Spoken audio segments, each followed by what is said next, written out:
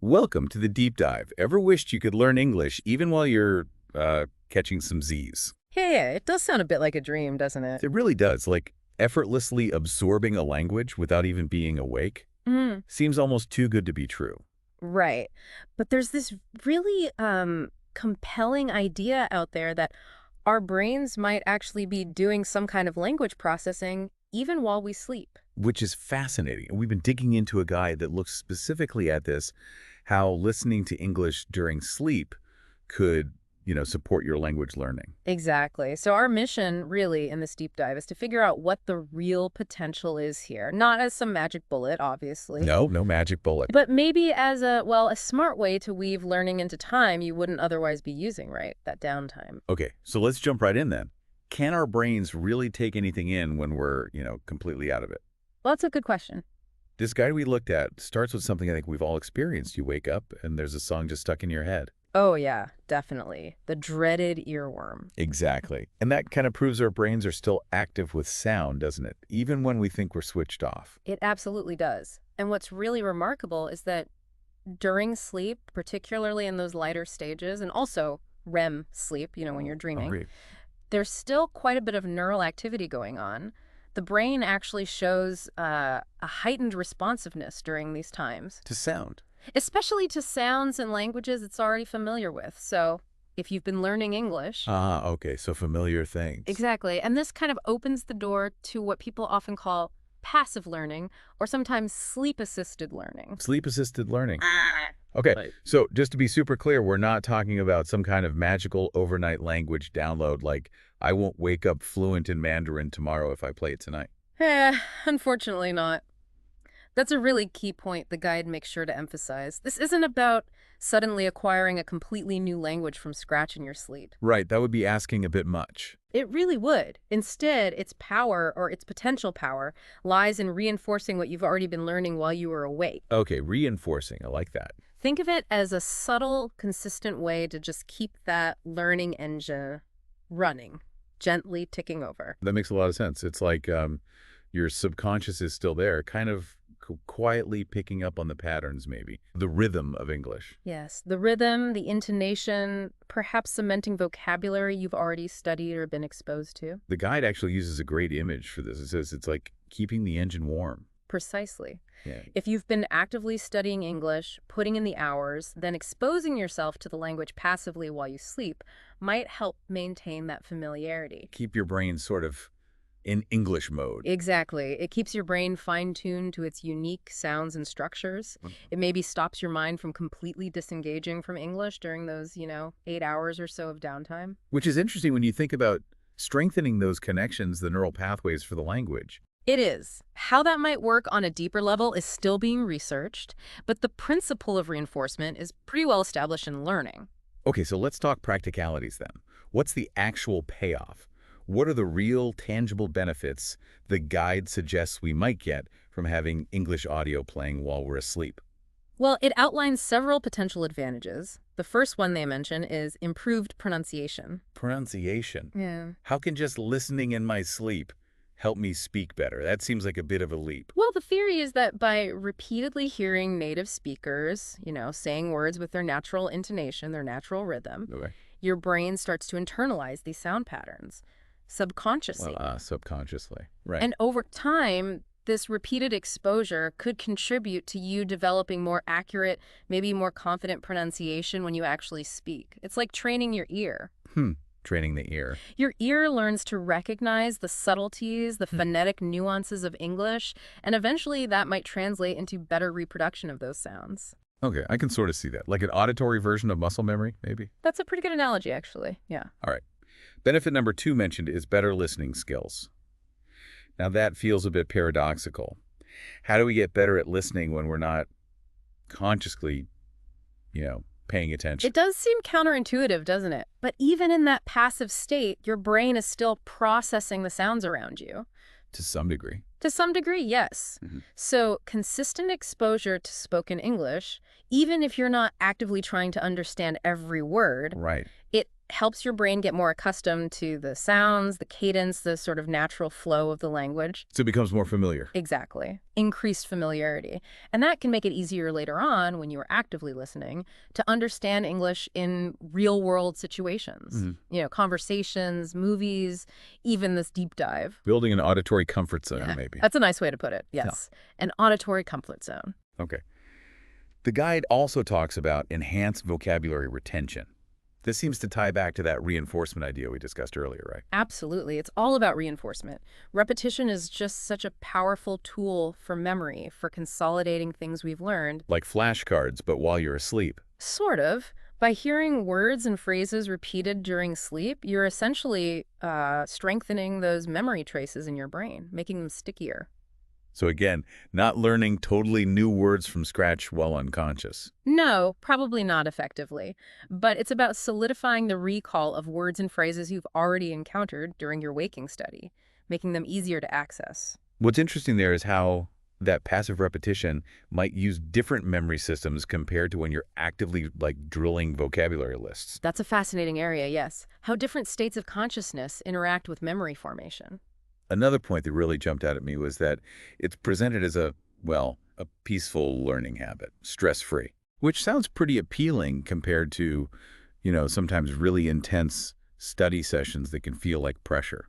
That's a huge plus for many learners, I think. The pressure to perform, to actively recall information, it can create anxiety sometimes, can it? Definitely. Test anxiety, performance anxiety. Sleep listening, on the other hand, offers this completely non-demanding way to keep engaging with English.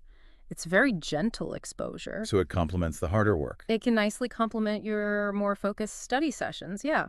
Think about those evenings when you're just wiped out, too tired to even look at a textbook. Been there. We all have. This offers a way to still feel like you're making some kind of progress, however small, without any real effort.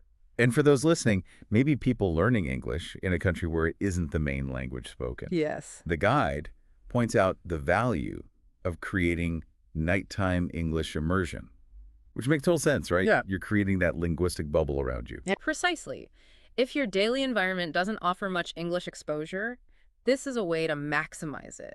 You're surrounding yourself with the sounds of English even while you sleep. Cultivating that immersive feeling. Exactly. It contributes to a greater overall sense of just familiarity and comfort with the language's rhythm and flow, like creating your own little English-speaking world while you rest. Okay, so the why seems pretty convincing, or at least intriguing.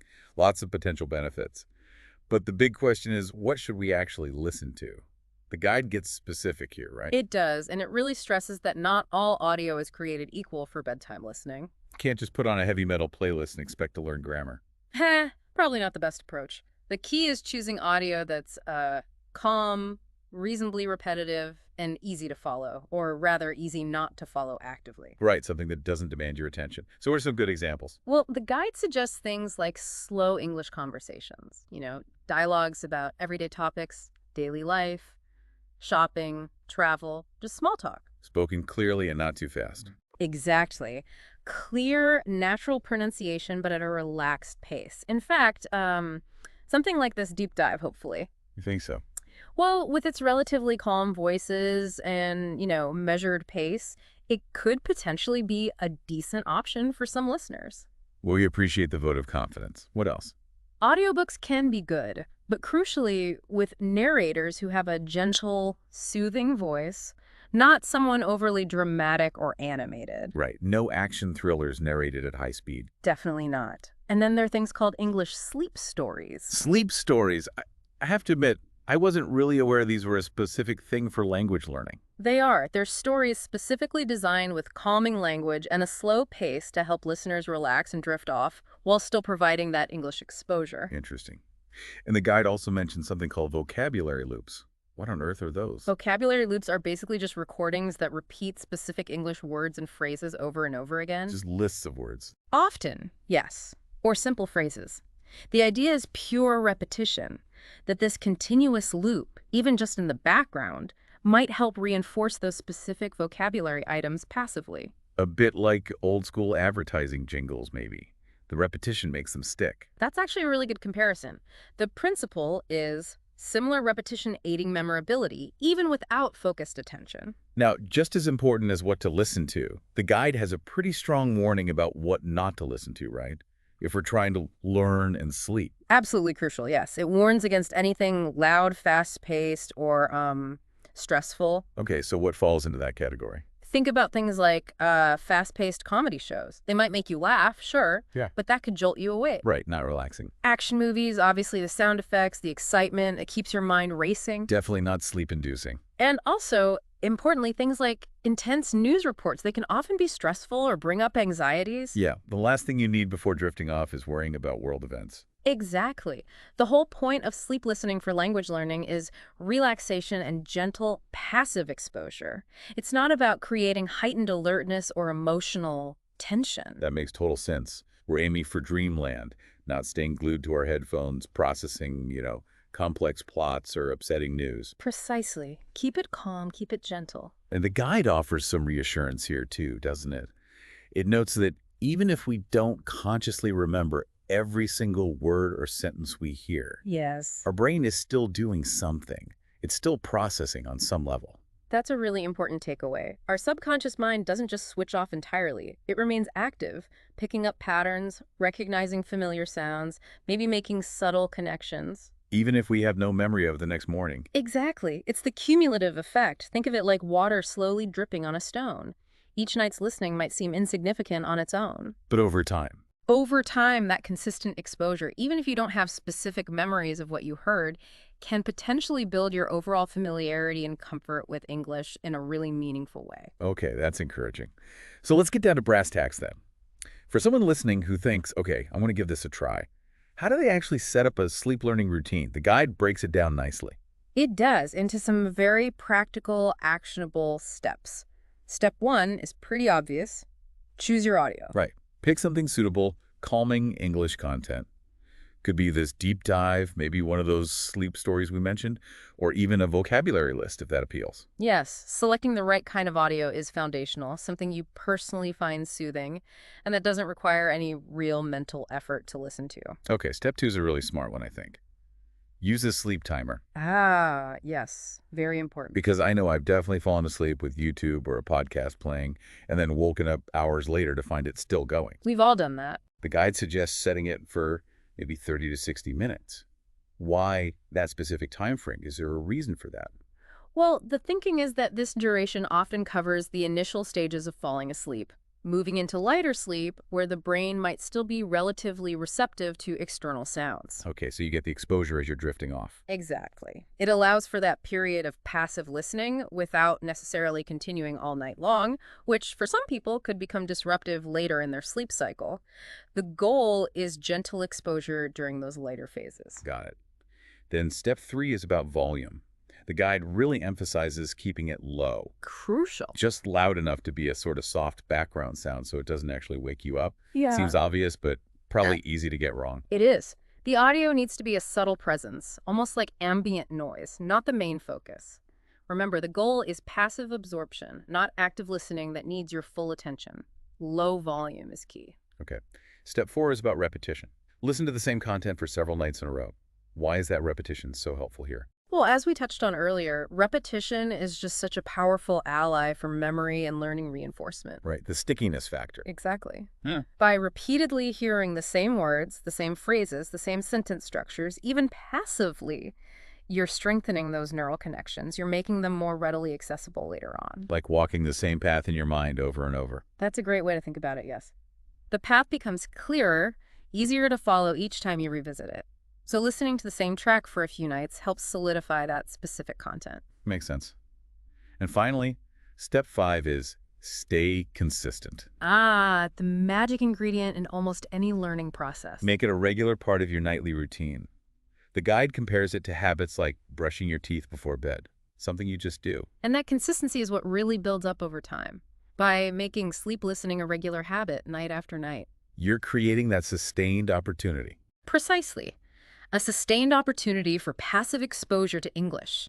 And the guide suggests that this consistent practice, even though it feels effortless during sleep, can lead to noticeable, gradual improvements in your listening skills and overall familiarity with the language. Which is really encouraging, isn't it? Yeah. That something so passive could actually yield results. It is. It highlights that it's often the small, consistent efforts compounded over time that lead to the biggest breakthroughs. Now, the guide we've been referencing, it actually includes a short guided sleep listening sample. We obviously can't play it here, but could you describe it for our listeners? Give them a feel for what it's like. Sure. The sample typically starts with some soft, calming ambient music, something very gentle to help create a relaxed state. Setting the mood. Exactly. And then over this music, you'll hear simple English sentences spoken quite slowly and very clearly. Okay. And are there instructions? Yes, usually the narration will gently guide the listener. Close your eyes, focus on relaxing your body, maybe take a few deep, slow breaths. Standard relaxation techniques. Right. And then just allow your thoughts to drift away. Don't try to hold on to anything and simply listen passively to the English sentences as they're spoken. And what kinds of sentences are we talking about? The guide mentioned daily routines and common topics. That's typical, yes. The examples often revolve around very everyday, familiar subjects. Things like, I wake up in the morning, I enjoy a cup of tea, the weather is nice today. Very simple stuff. Very simple, relatable things, maybe about a morning routine, heading to work or school, simple preferences, maybe evening plans like, I will read a book tonight. Nothing complex. Designed to be easily understandable even if you're half asleep. Exactly. Low cognitive load. So the idea isn't to actively try and memorize these specific sentences while you're trying to fall asleep. Absolutely not. That would defeat the purpose of relaxing. The primary goal is just to let the sounds, the natural rhythm and flow of spoken English gently wash over you as you relax and drift off. Just let it happen. Just let it happen. The guide really emphasizes, again, that even if you wake up the next day with no clear memory of the exact sentences, Which you probably will. probably not.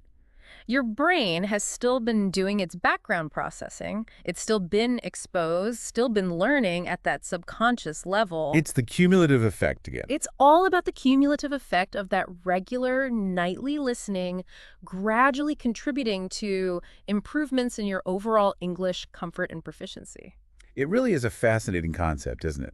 This idea of using our sleep time, which we all need anyway, as a potential learning tool. It is quite appealing. Especially because it doesn't seem to add more demands to our already busy days.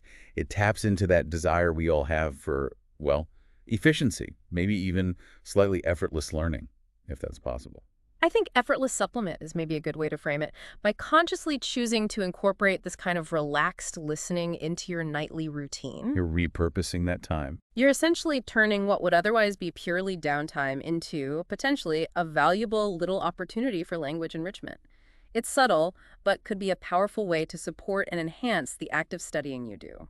So wrapping things up, the big picture seems to be, while we're getting our essential rest, our brains might still be somewhat receptive to language. Yes, particularly familiar language patterns. And by making calm, gentle English audio a regular part of our bedtime routine, we might just see some real, albeit gradual, benefits. Benefits like potentially clearer pronunciation over time. Sharper listening skills. Maybe a slightly stronger grasp of vocabulary you've already learned. And all without having to carve out extra conscious effort time during the day. That's the core appeal, isn't it? Learning happens while you rest. It's about creating that consistent, gentle habit of passive exposure that works alongside, not instead of, your active learning strategies. Helping your brain stay connected with English, even overnight. That's a great way to put it. So, for you listening right now, perhaps consider giving sleep listening a try. See if it fits into your routine. It costs nothing but a little bit of setup time. Exactly. You can maybe start by replaying this deep dive tonight, nice and quiet. Or perhaps seek out some of those English sleep stories we mentioned, or find other calming English audio that feels right for you. Explore what's out there. Yeah. And it's just a good reminder, I think, that learning doesn't always have to feel like hard work or intense study. Sometimes just relaxing and letting the sounds of the language wash over you can be a surprisingly valuable part of the journey. Absolutely. And maybe a final thought to leave you with as you perhaps prepare for sleep tonight. Consider how this passive approach could uniquely complement the more focused effort you put in when you're awake. Think about how that consistent, even unconscious exposure might just be paving the way for more significant progress down the road. Food for thought, definitely.